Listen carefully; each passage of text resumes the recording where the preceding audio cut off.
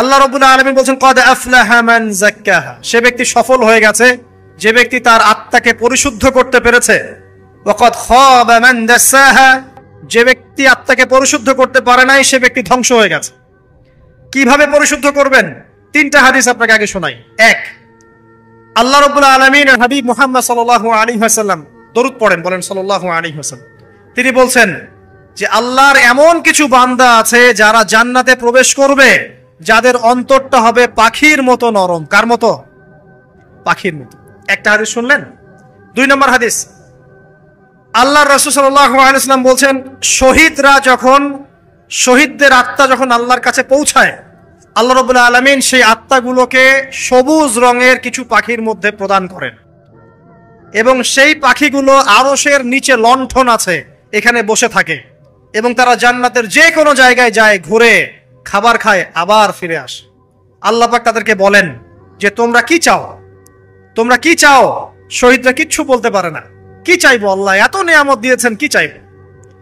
যখন আল্লাহ বারংবার প্রশ্ন করতে থাকেন তোমরা কি আর কিছু চাও, তোমরা কি আর কিছু চাও, তোমরা কি আর কিছু চাও, তখন শহীদরা শেষে বুঝে যে আমাদের কিছু না কিছু তো বলতে হবে এখন।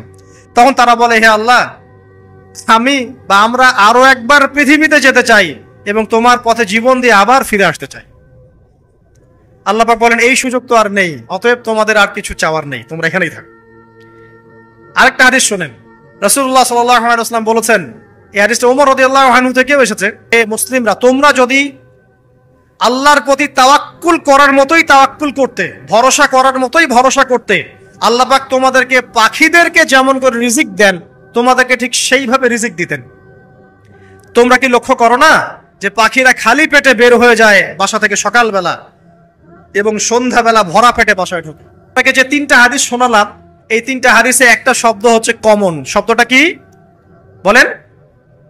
পাখি। পাখি কে? পাখি। আল্লাহ রাব্বুল আলামিন পাখিদের কাছ থেকে আমাদেরকে শিখতে বলছেন এবং বলছেন যে পাখিদের মনটা হয় খুব নরম, খুব সফট এবং তারা আল্লাহর প্রতি তাওয়াক্কুল করে পূর্ণ মাত্রায়। তারা সকালবেলা ভোরবেলা বের হয়ে যায় এবং সন্ধ্যাবেলা বাসায় ফেরে, খালি পেটে বের হয়, ভরা পেটে বাসায় ফেরে। এবং আল্লাহ পাক সবচেয়ে সম্মানিত মৌত যেটা শহীদের মৌত, সেই শহীদদের আত্মাকে আল্লাহ পাক পাখির রূপ দিবেন। তাহলে পাখিটার বিষয়ে একটা ফোকাস করা দরকার আছে না? আচ্ছা, এখানে আসেন। পাখির মন হচ্ছে নরম, মানে পাখির মনটা তাসকিয়া, আত্মশুদ্ধিতে পরিপূর্ণ। ক্বাদ আফলাহা মান যাক্কাহা, সে ব্যক্তি সফল হলো যার হৃদয়টা পবিত্র, নিষ্পাপ, নিষ্কলুষিত হলো, সে ব্যক্তি সফল হবে ইনশাআল্লাহ। একটা কাজ এখানে খেয়াল করেন, পাখিরা সকালবেলা ভোরবেলা বের হয় আর সন্ধ্যাবেলা বাসায় ফেরে। এখনকার মুসলিমদেরকে দেখবেন দুপুরবেলা ওঠে, রাত 3টায় ঘুমায়। কথা কি বুঝেন নাই? পাখির একদম ভোরবেলা উঠে যখন ফজরের আজান দিচ্ছে ঠিক তার আগ মুহূর্তে পাখির কিচিরমিচির শুনছেন, তার মানে নামাজের ওয়াক্ত প্রায় চলে যাচ্ছে। তার মানে তার আল্লাহ পাকের হুকুমের সাথেই জেগে ওঠে, সূর্য ডুবে তারা ডুবে যায়। ঠিক এরকম সুন্নত ছিল নবী সাল্লাল্লাহু আলাইহি ওয়াসাল্লামের এবং সাহাবায়ে কেরামের। আজকে 1400 বছর পর মুসলিম জাতি এই সুন্নাহ ভুলে গেছে। আর আমাদের সুন্নত দেখবেন, যদি কোনো রকম উঠেও ফেলি ফজরে, আবার 12টা পর্যন্ত ঘুম, আরো বেশি। আর এই যুব সমাজ যারা আছো তোমরা কেউই 3টা-4টার আগে ঘুমায় বলে আমার মনে হয়। অলওয়েজ অনলাইনে পড়ে আছে, টিকটক নিয়ে, ফেসবুক নিয়ে, গার্লফ্রেন্ডের সাথে চ্যাটিং।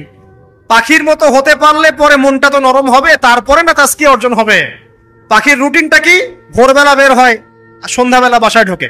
অতএব আমরা যদি রাসূলুল্লাহ সাল্লাল্লাহু আলাইহি ওয়াসাল্লামের সুন্নাহ মতো ওই ভোরবেলা উঠতে পারি আর আর্লি নাইট ঘুমিয়ে যেতে পারি এবং সারাদিন যদি রাসূলের সুন্নাহগুলোর উপর আমল করতে পারি, তাসকিয়া অর্জন হবে ইনশাআল্লাহ। কথা বুঝতে পারছেন? 2, পাখির মতো নরম মন লাগবে। এখনকার আমরা যারা বেঁচে আছি আমাদের মনগুলো কঠিন। কেমন কঠিন? পাথরের মতো কঠিন। আমরা যখন দেখি একটা মাইয়াতকে নিয়ে যাওয়া হচ্ছে জানাজায়, আমাদের কোনো ফিলিংস কাজ করে না। জানাজা যাচ্ছে, জানাজায় দাঁড়িয়ে মোবাইলটা টিপাটিপি করছে। জানাজার সাথে চলছে, কোনো ফিকির নাই যে এই জানাজা আমার হবে কালকেও, ওই মোবাইল টেপাটেপি করছে। আমি এমনও দেখেছি, দাফন করা হলো মাইয়াতকে, দাফন করার পরে চারপাশে মানুষজন জড়ো হয়ে গল্প করছে, ভাই আপনার ওই জমিটার কি খবর, আপনার ওইটার কি খবর, বিজনেস কেমন চলছে, চাকরির কি অবস্থা। এই যে মাইয়াতকে পাশে দাফন করলো, কোনো ফিলিংস নেই, কোনো ফিলিংস নাই। আমি আত্মশুদ্ধির কথা বলছি। আত্মশুদ্ধির জন্য আপনার মনটাকে পাখির মতো সফট নরম করতে হবে। যখন আপনি সফট নরম করবেন এবং আত্মশুদ্ধি অর্জন করবেন, তখন দুই ডানা মেলে আপনি আকাশে উঠতে পারবেন। এইসব আত্মশুদ্ধি অর্জন না করতে পারলে ডানা কেটে পড়ে যাবে, তখন আর আকাশে উঠতে পারবেন না। কোন আকাশে? ওই যে শহীদের রূহ যে আকাশে চলে গেছে, ওই আকাশ। অতএব মন কেন কঠিন হলো প্রিয় ভাই? এক নাম্বার কারণ, আমরা শিরকের পাপে লিপ্ত আছি। এক নাম্বার, শিরকের পাপে লিপ্ত থাকা অবস্থায় মুসলিমদের মনটা কঠিন হয়ে গেছে। আপনি কি মনে করছেন আমরা শিরক করি না? মুসলিমরাও কবর পূজা করে, দেখবেন মুসলিমরাও দেখবেন অনেক ক্ষেত্রে মাজার পূজা করছে। আমি বলিনি যে অলি আউলিয়ার মাজার জিয়ারত করা যাবে না, আমি কথা বলছি না, কিন্তু আপনি মৃত মানুষের কাছে আপনার ভালো মন্দ চাইতে পারেন না। কথা বুঝতে পারেন না?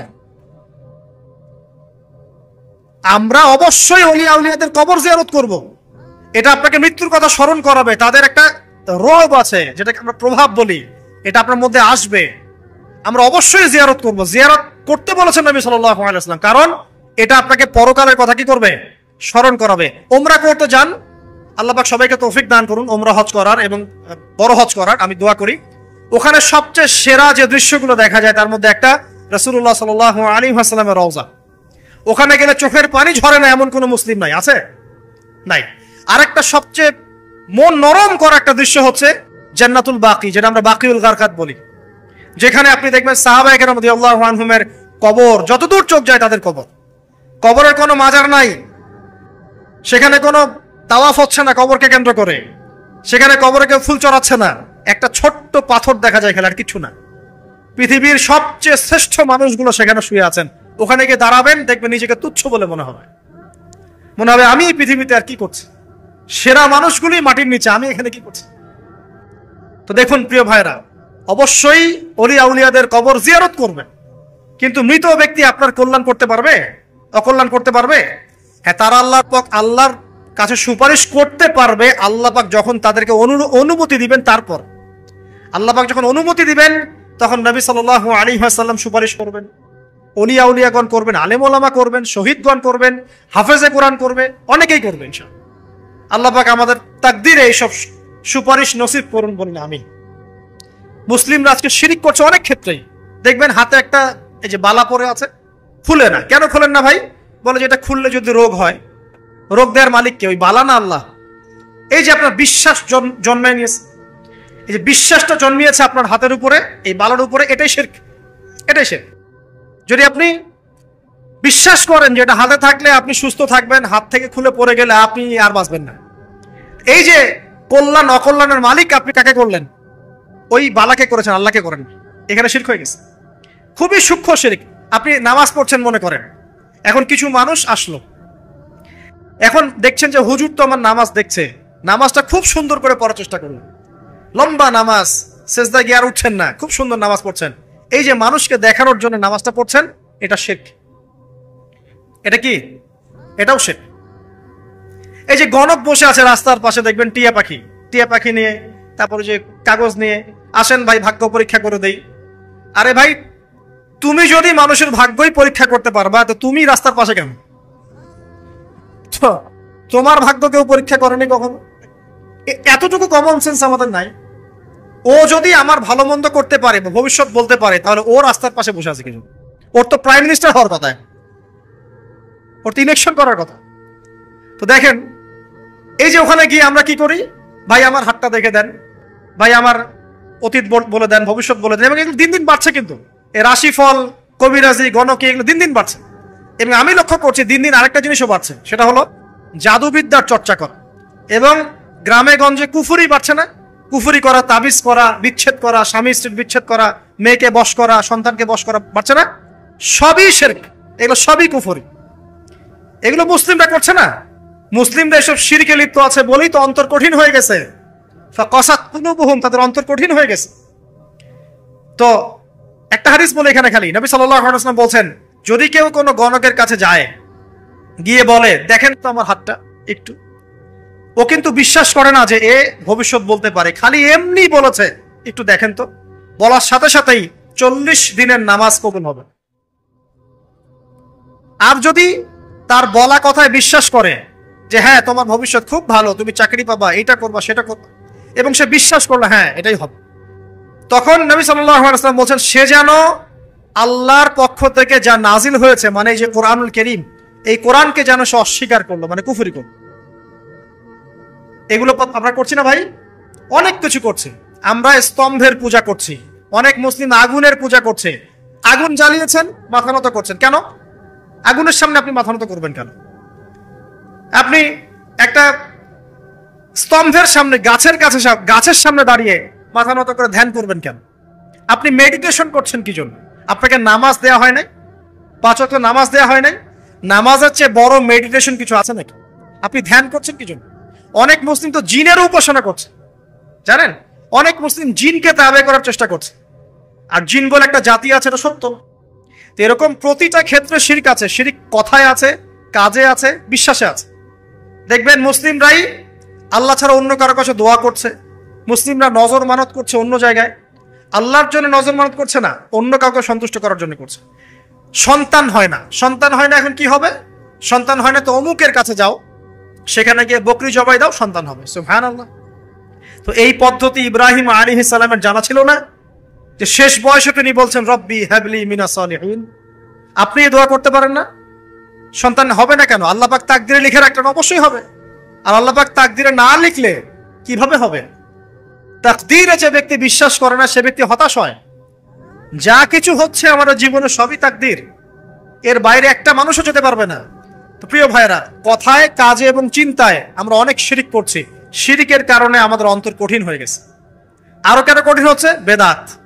আমল করছেন নবীর সুন্নত মানার জায়গায় অন্য কিছু আপনি করছেন, এমন এমন কিছু আমল করছেন যেগুলোর সাথে রাসূলের সুন্নতের কোনো সম্পর্ক নাই এবং সাহাবীদের সুন্নতের কোনো সম্পর্ক। এই ক্ষেত্রে গিয়ে আপনি বেদাত করছেন, বেদাত করে অন্তর কঠিন হয়ে যাচ্ছে।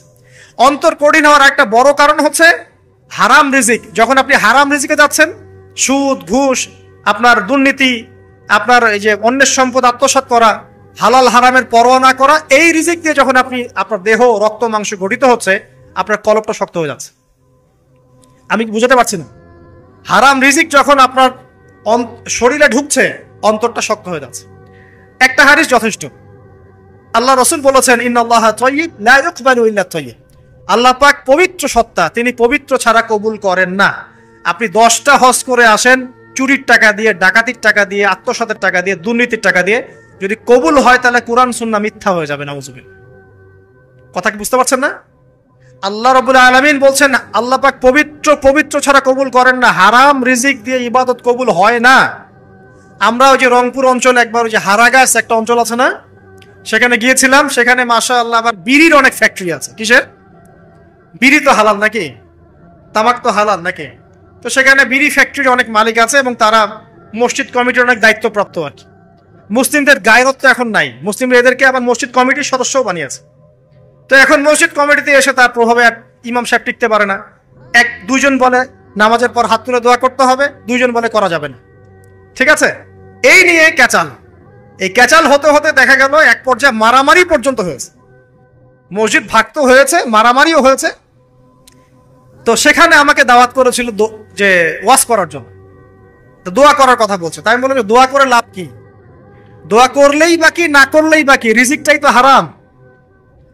আপনি তো তামাকের টাকা খাচ্ছেন, তামাক। আপনি মাদকের টাকা খাচ্ছেন, এটা হালাল না হারাম?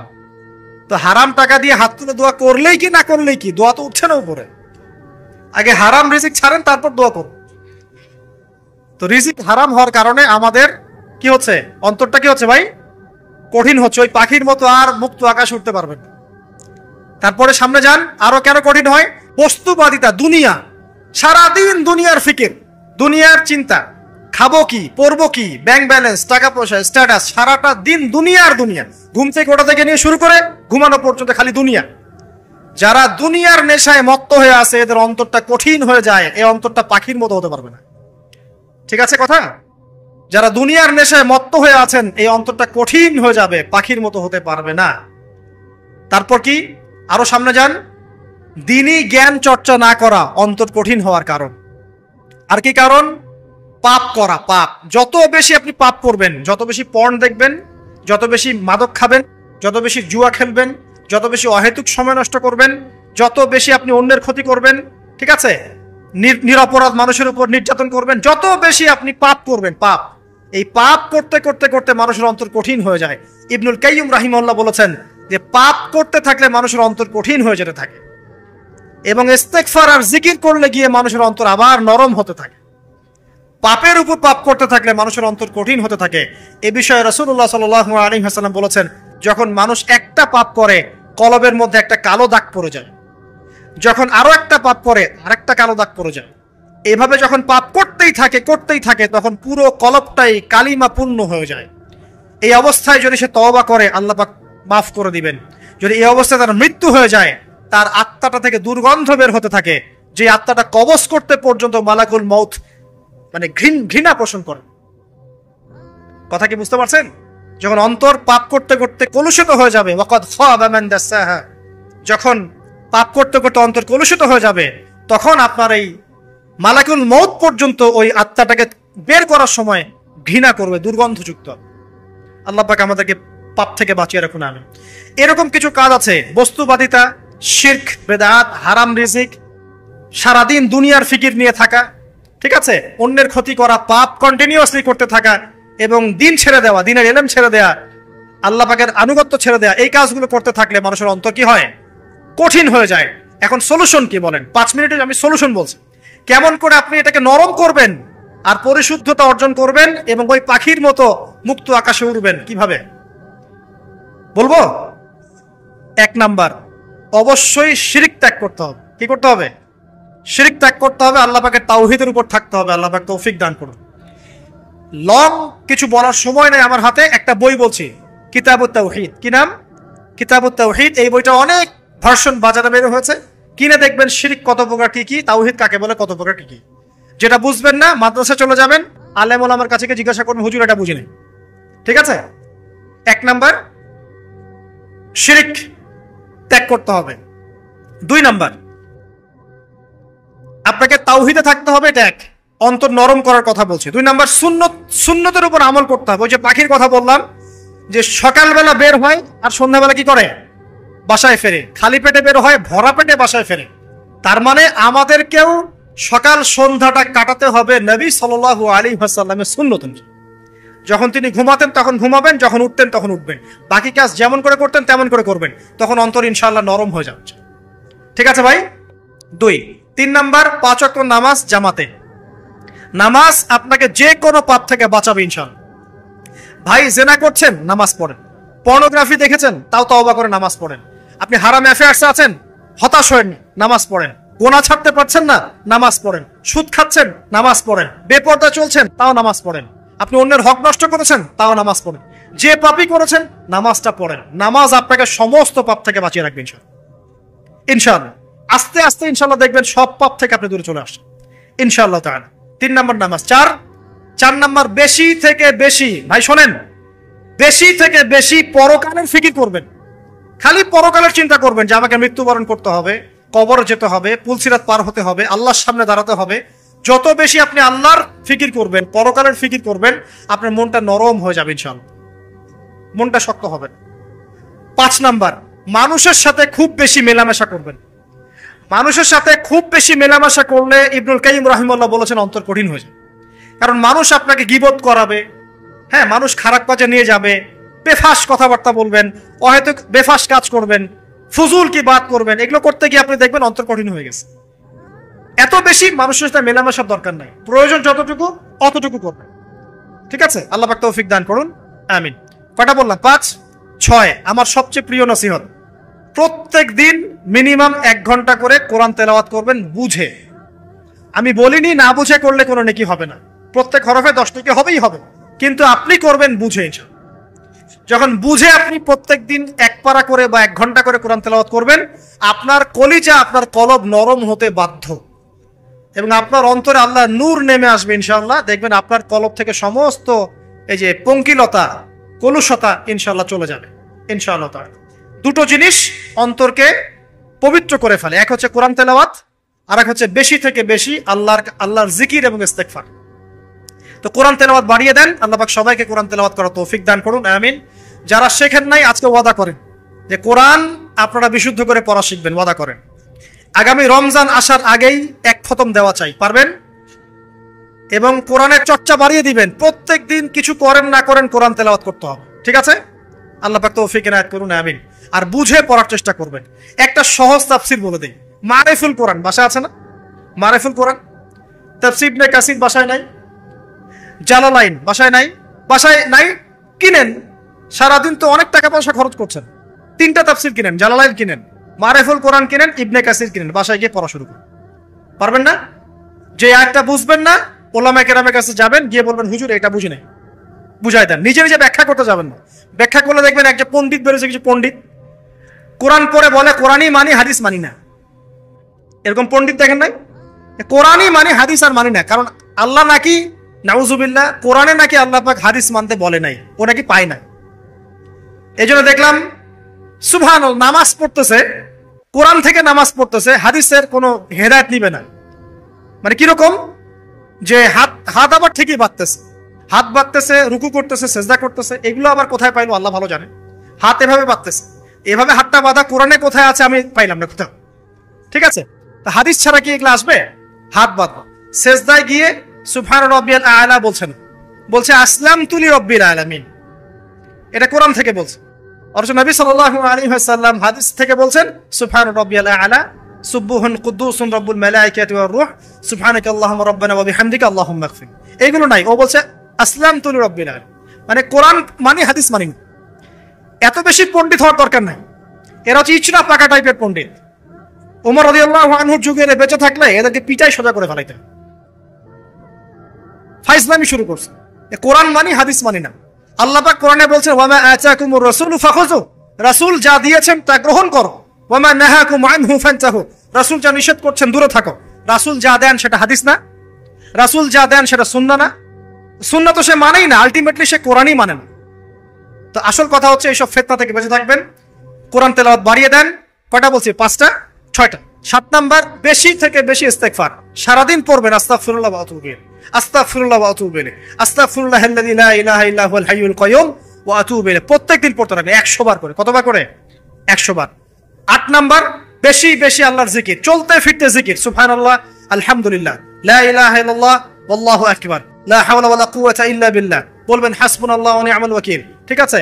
সুবহানাকা আল্লাহুম্মা রাব্বানা ওয়া বিহামদিকা আল্লাহুম্মা ইগফিরলি, সুবহানাল্লাহি ওয়া বিহামদিহি আদাদা খালকিহি ওয়া রিদা নাফসিহি ওয়া জিনাতা আরশিহি ওয়া মিদাদা কালিমাতিহি। যত জিকির আছে সব করুন, জিকির বাড়াবেন, যত জিকির বাড়াবেন অন্তর পরিশুদ্ধ হবে ইনশাআল্লাহু আযজা ওয়া জাল। কয়টা বলছে? 8। আর 2টা বলি, 9, অন্যের হক নষ্ট করবেন না। অন্যের হক নষ্ট করলেই মন কঠিন হয়ে যাবে। অন্যের হক নষ্ট করবেন না, বরং মানবতার কল্যাণে কাজ করেন। যে কাজগুলো মানব সেবামূলক সেগুলো করেন, রক্তদান কর্মসূচি করেন, গাছ লাগান, এতিমের মাথায় হাত বোলান, বিধবার খোঁজ খবর নেন, ঠিক আছে? মেয়েদের সেলাই মেশিন কিনে দেন, মানুষের উপকারে কাজ করেন, দেখবেন আপনার মনটা নরম হয়ে যাবে। যার মন নরম এবং যার মনের মধ্যে সততা আছে, আল্লাহ পাক ইনশাআল্লাহ সেখানে অবশ্যই হেদায়েত ঢালবে ইনশাআল্লাহ। আর 10 নাম্বার সবচেয়ে শেষ হচ্ছে যে কবর জিয়ারত করবেন বেশি বেশি করে, এবং নিজের মৌতের কথা স্মরণ করে আল্লাহর কাছে বেশি বেশি দোয়া করবেন। কি দোয়া করবেন? ইয়া মুকাল্লিবাল কুলুব সাব্বিত কলবি আলা দীনিক, ইয়া মুসাররিফাল কুলুব সাররিফ কুলুবানা আলা তাআতিক। এই দোয়াগুলো করবেন ইনশাআল্লাহ। এবং কবর জিয়ারত করবেন সপ্তাহে সপ্তাহে, পারলে 2 দিন 3 দিন পর পর কবরস্থানে যাবেন, ইনশাআল্লাহ দেখবেন আপনার মন নরম হবে ইনশাআল্লাহ আযজা ওয়া জাল। এখনকার এই সভ্যতা এসে কবরস্থানকে সমাজ থেকে দূরে সরিয়ে দিয়েছে, অথচ আগে মুসলিমদের কবরস্থান ছিল মসজিদের পাশে, 5 ওয়াক্ত নামাজ পড়তো, কবর জিয়ারত করে বাসায় যেত, 5 ওয়াক্ত নামাজ পড়তে আসতো, কবরকে দেখতো, পরকালের কথা স্মরণ হতো। এখন কবরস্থান ওই যে দূরে, সারা জীবনে একবার যায় কিনা সন্দেহ।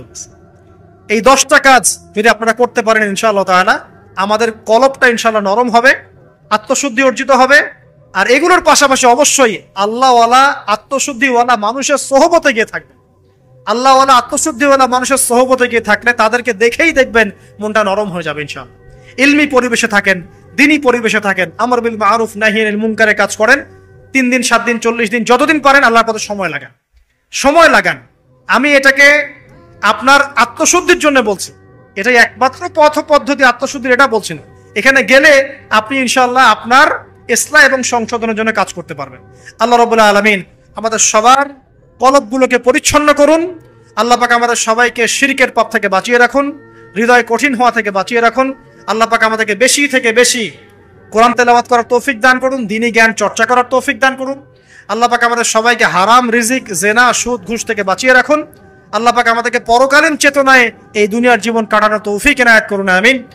আমরা আজকে এই যে পাখিদের মতো অন্তর নিয়ে কথা বললাম, আমরা যদি এই আমলগুলোর মধ্য দিয়ে অন্তরটাকে পবিত্র করতে পারি, ইনশাআল্লাহ ওই শহীদদের যে নরম পাখির অন্তর, সেটা আমরা লাভ করতে পারবো ইনশাআল্লাহ। এবং আরশের নিচে আল্লাহ রাব্বুল আলামিন আমাদেরকে ছায়া দিবেন ইনশাআল্লাহ তাআলা। আল্লাহ পাক আমাদের সবাইকে পাখি থেকে শিক্ষা নেওয়ার তৌফিক দান করুন, পাখির মতো মুক্ত আকাশে ডানা মেলার তৌফিক আল্লাহ পাক দান করুন, আমিন।